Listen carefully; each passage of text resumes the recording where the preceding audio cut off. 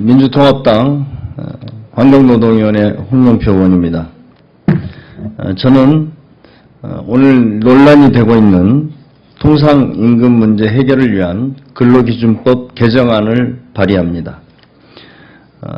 입법의 불비로 인해서 불확실성 상태가 지속되어 법적 다툼이 많아지고 사회적 비용이 야기된 데 대하여 큰 책임감을 느낍니다. 이번 저희 입법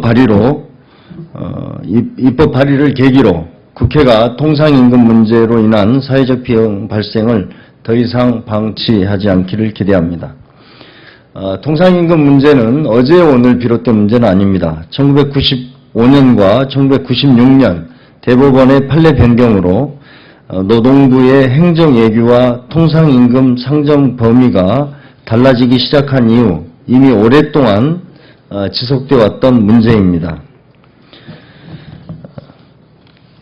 대법 판결은 통상임금을 정기적, 일률적, 고정적으로 지급되는 일체의 금품으로 이렇게 규정하고 있습니다. 그것에 따라서 최근에 상여금도 대법원에 그간에 있었던 일관된 판결 원칙에 따른 그런 판례로 해석이 됩니다. 통상임금의 혼란은 크게 보면 세 가지 측면에서 문제가 있었습니다. 첫째는 그 규모에 대해서는 논란이 있지만 근로자들이 갖고 있는 초과 근로수당, 연장, 야간, 휴일 근로입니다. 퇴직금 등 임금 채권에 관한 문제입니다. 둘째는 임금 채권 발생의 원인이 된 판례와 행정규칙의 불일치 문제가 있습니다.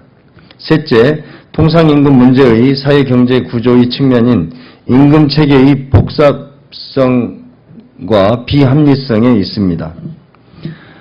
국회가 해야 할 일은 통상임금 산정 범위를 입법을 통해 정리하고 현재의 복잡한 임금체계를 개편할 수 있는 방안을 마련하는 것입니다.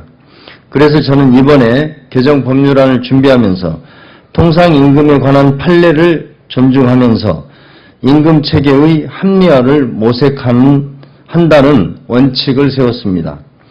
판례가 근로기준법의 근로자의 근로조건 보호라는 입법 취지에 따라 통상임금에 관한 법리를 발전시켜온 만큼 판례를 중심으로 논의를 진전시키면서 이번 기회에 전반적 임금구조 개편의 계기를 마련해야 한다는 사회적 요구를 담아내기 위하여 최선을 다했습니다.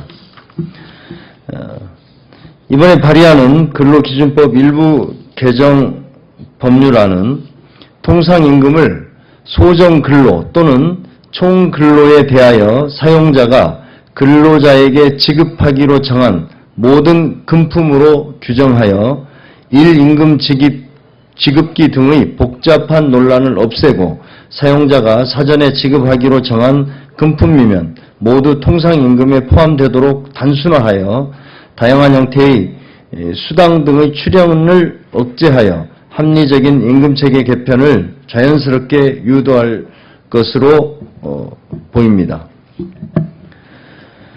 현재 가장 논란이 많은 정기상여금은 이번 개정안에 따르면 당연히 통상임금에 포함됩니다.